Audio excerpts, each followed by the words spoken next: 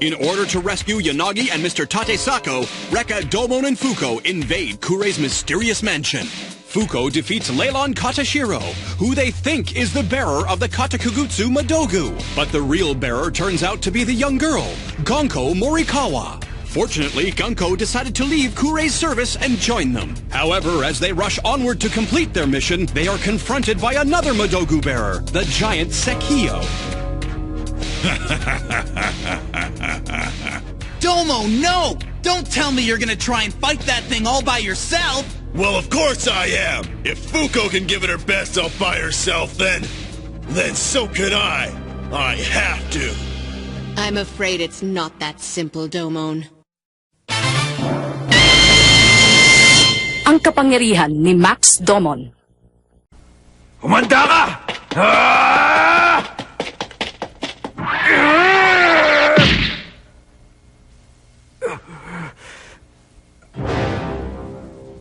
Walang nangyari ni hindi man lang kumurap ang kalaban ng sinuntok siya.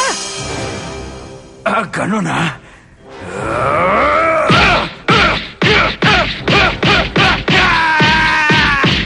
Ang tigas talaga ng ulo niya! Sabi nang hindi niya kayang labanan mag-isa si Tadeo!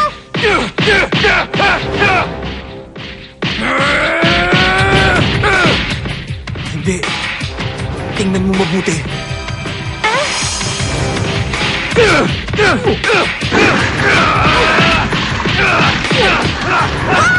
Nasasaktan din pala yung daddy sa mga suntok ni Kuya Max! Ito ba? Malaki ang tiwala ni Max sa kanyang kakayahan. Maraming taong ilag sa kanya. Kaya nga tinawag siyang Raging Max. Gusto ni Rekka na mailigtas si Ana. At ganun din si Aira. Yan din ang gusto ko!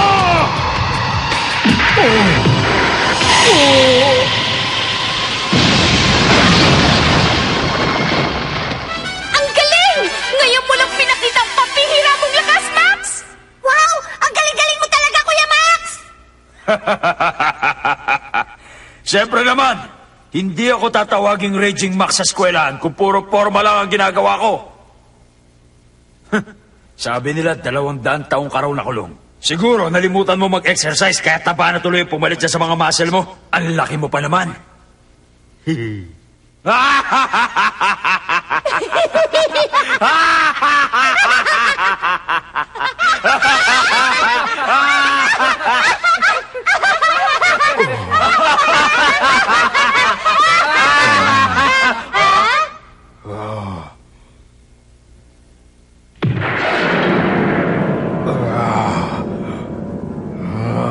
Ano yan?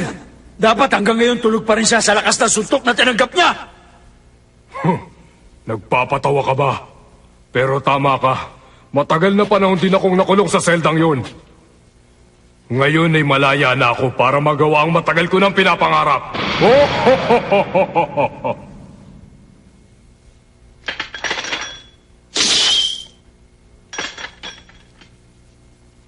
Matagal ko ng pangarap ang makadurog ng katawan ng tao. Tingnan nyo! Ang mga bato!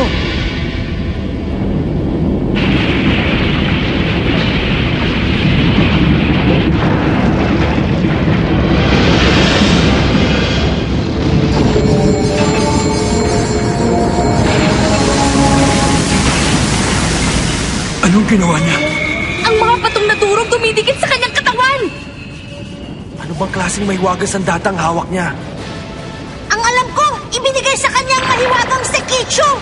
Sinabi sa akin ni Kuya Kurei ang tungkol dyan! Nakakagawa raw ang Sekichu ng armor o baluti na yari sa bato at yun ang dumidikit sa buong katawan ni Tadeo! Ano ka mo? At hindi lang yan! Sabi pa niya, pwede din daw itong maging isang sandata! Isang nakakakilabot na sandata!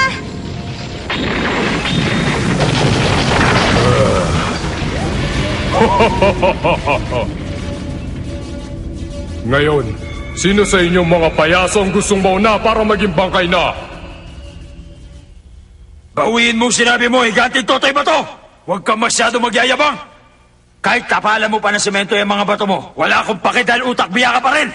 Kahit kailan, hindi ako natakot sa pagbumuka mo dahil ako na tatapos sa'yo! Wag! Yeah!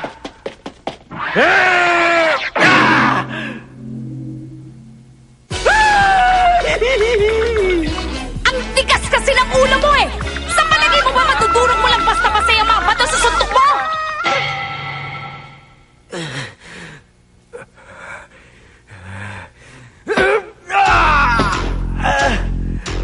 Tama na!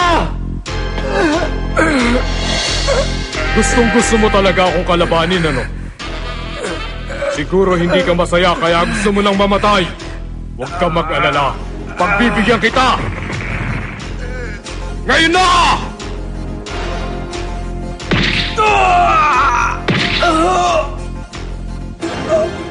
Ngayon ko kailangan ng tulong mo. Makinig ka, Max. Kung balak mo ring sumama kay Rekka para iligtas si Ana, may isang bagay ka pang kakailanganin. Para saan naman yan? Ito ay mahiwagang sandata. Ang singsing ni Saturn. Ha? Mahiwagas ang data na to? Tandaan mo, ang bawat mandirigma ni Kuray ay may taglay na mahiwagang sandata. Kailangan gawing patas ang laban dahil hindi kayo mananalo kung wala kayong mahiwagang sandata. Di ngayon meron na akong singsing ni Saturn. Hindi na makakaporma ang mga alagad ni Kuray. Kayang-kaya ko na sila. Hindi, Max. Sa kalagayan mo ngayon, hindi mo pa rin sila kayang talunin kahit may mahiwagang sandata ka pa. Ano? Ang galing at kapangyarihan ng isang sandata ay nakasalalay sa may taglay nito. Ang mga sandatang ito ay may sariling pag-iisip at alam nila ang hangganan ng lakas at kakayahan ng nagmamay-ari sa kanila. Sila rin ang pumipili sa inyo. Bakit mo pa ako binigyan ng mahiwagang sandata? Nasa iyo, Max, ang kakayahan. At kung nais mong maging pihasa sa paggamit nito, nasa iyo yan. Ikaw ang bahalang magpasya. Ako ang bahalang magpasya.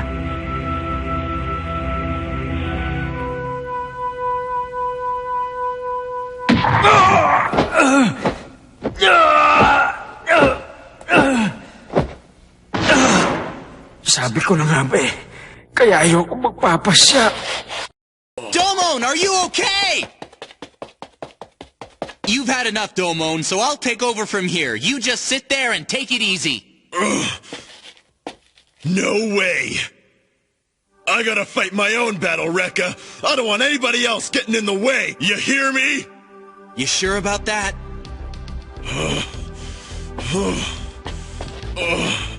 Yeah, I'm sure. Besides, it wouldn't look very good if I just quit now, would it? No. Come on, I can do it! Just leave it to old Demon Domon! I'll take that brute down if it's the last thing I do! Don't be a fool, Domon! We know you're tough, but there's no way you're gonna beat that monster by yourself! Kapag hindi pa rin ako tinulungan ng hawak kong mahiwagas ang tata, tatalunin ko na siya sa parang alam ko. Sigurado, pag ginamit ko ang aking kamao, talsik ang higatig to. Matapang! Tingnan natin kung hanggang saan ang tapang mo!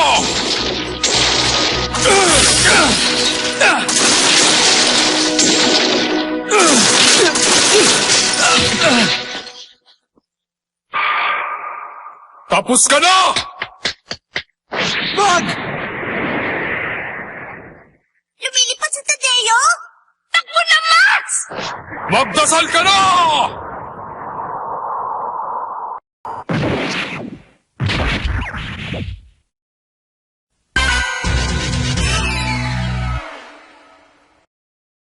Magdasal ka na!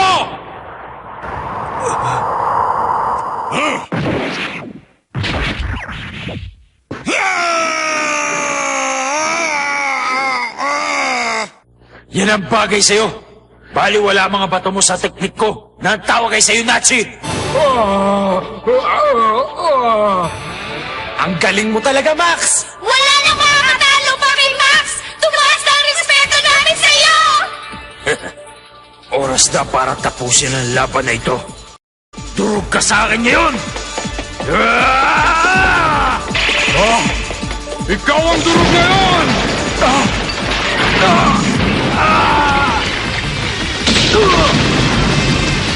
Paalam!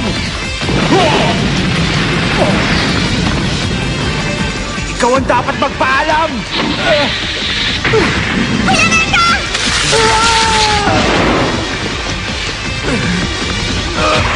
Ako naman ang harapin mo! Ito ang tikman mo! Tama na! Huwag mo na siya idamay!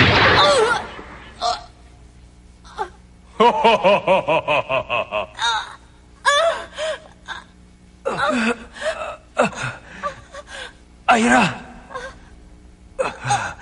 Tadeo! Bitawan mo si Ira!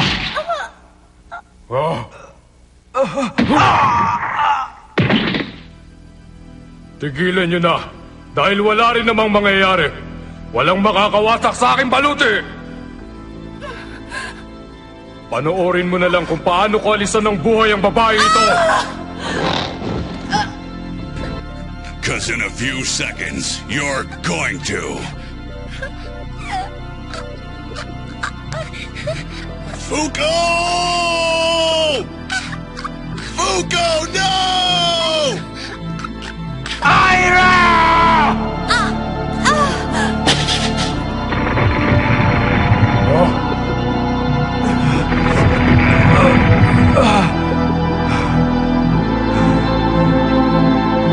Tigas ka, ha?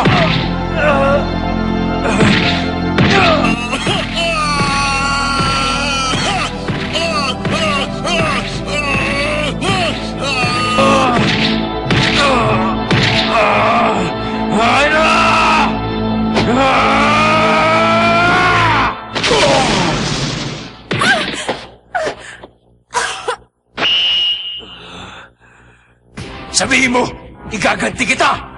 Max! Ang singsing mo sa ilong! Ang sising? May sarili silang pag-iisip at alam nilang hangganan ng kakayahan ng nagmamay-ari sa kanila. Sila rin ang pumipili sa inyo. Max, ayan na siya! Nakapasa ako sa unang pagsubok ng aking mahiwagang sandata.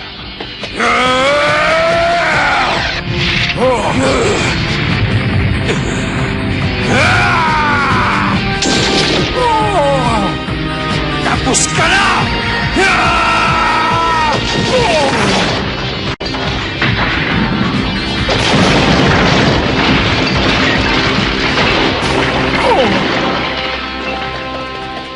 Ibang klaseng kapangyarihan yung pinakita mo, ah!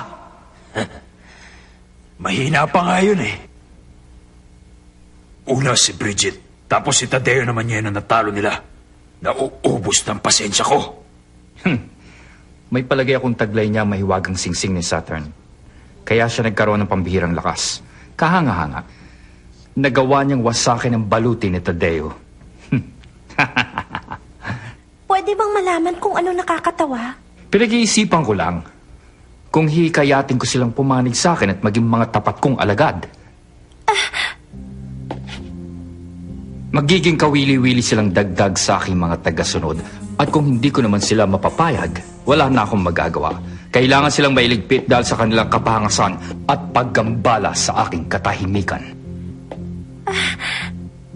Sabihin mo nga sa akin, sigurado may kapangyarihan din ang ikatlo nilang kasama. Pero hindi na bale, matutuklasan ko rin ito mamaya.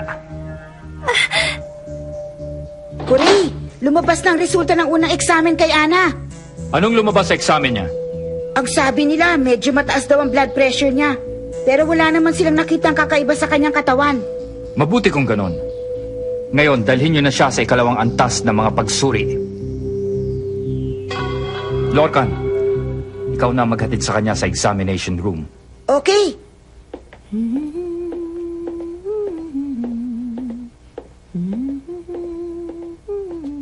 Ano bang nangyayari sa'yo? Mukhang masaya ka yata.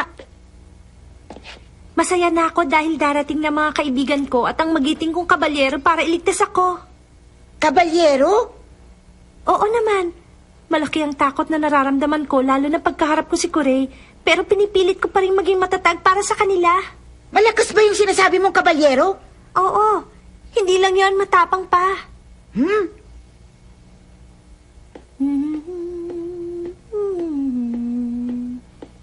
Hindi pwedeng isa sa mga yun ang kabalyero niya. Baka iba yung sinasabi niyang tao.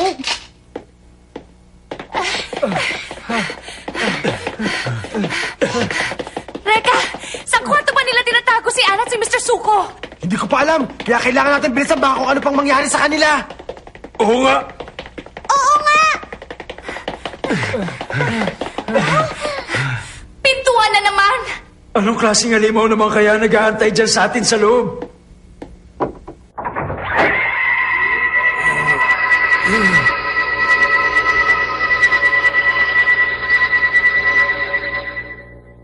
Hello? Ah! Si Lorcan! Ikaw? Ikaw yung buwisit na dumukot sa prinsesa ko at kay Mr. Suko. Sabihin mo kung saan mo dinala ang prinsesa ko. Eh, kung hindi ka ba naman pala sira eh. Bakit ko naman sasabihin sa'yo, eh ako na nga kumidnap sa kanya. Gusto mo, Reka, palabasin ko sa kanya mga sagot sa tanong mo. Sige nga! Wala akong pakialam kung mas bata pa siya!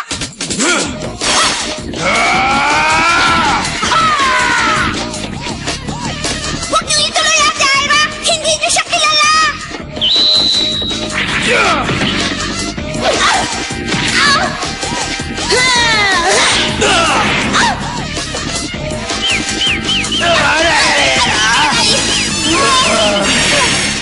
Max! Ira! Okay lang ba kayo? Sandali, alam niyo ba yung tatlong antas laban sa lahat? Ibig sabihin, kapag nakikipaglaban ka sa isang may sandata, kailangan mas magaling ka pa sa kanya ng 3 ulit para manalo. Ibig sabihin, 3 ulit ang galing ko sa inyo, kaya wala na kayong pag-asang manalo. Ate! Kuya! Mag-iingat kayo! Sa lahat ng nilalang na may mahiwagang sandata dito sa palasyo, pinakamalakas si Lorcan! Lola, hindi ako makapaniwala na nagawa mong pagtaksilan si Kuray. Para lamang tulungan ang 3 hangal na yan. Siguro maluwang ng turnilyo mo sa ulo. Ikaw ang siraulo! Ang laki mo na, isip bata ka pa rin! Ewan, bahala ka.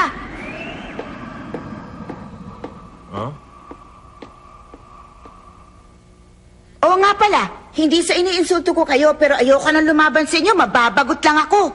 Ano? Halika nga rito para makita mo hinahanap mo! Sige, Lapit! Sige, laban! Sa totoo lang, nakakahiyang pinagagagawa niyong 3 eh. Sige, dyan na lang kayo. Alam mo, ha? Hindi ka namin urungan! Sige! Patulang ka na namin! Lagot na tayo! Pag sinaralan niyang kwarto, hindi na tayo makakalmas dito! Ako na! Ako na pipigil!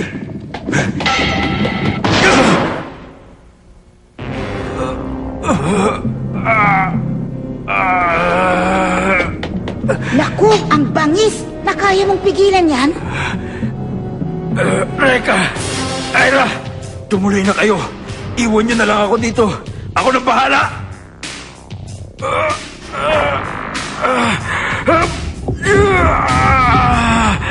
Naku! Naloko na! Nawawala ng bisa ng sisig! Bakit ngayon pa? Max! Ira! Ikaw din! Nasisira na ba kayo ng bayet? E di lahat tayo mamamatay ngayon! Kuya Ate! Reka! Ang mabuti pa umalis ka na! Iwan mo na kami, niintay ka na ni Ana! Tumigil ka nga! Anong akala niyo sa akin? Hindi ako nang iiwan ng kaibigan! Mabubulok tayo dito! Nakakainis naman, pakiramdam ko tuloy ang sama-sama ko na.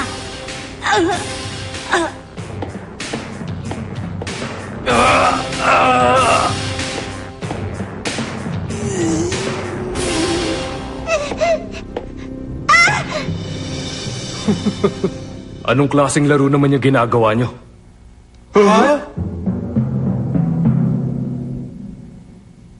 Si Dylan, bakit ka nandito? Kakampi ka rin nila!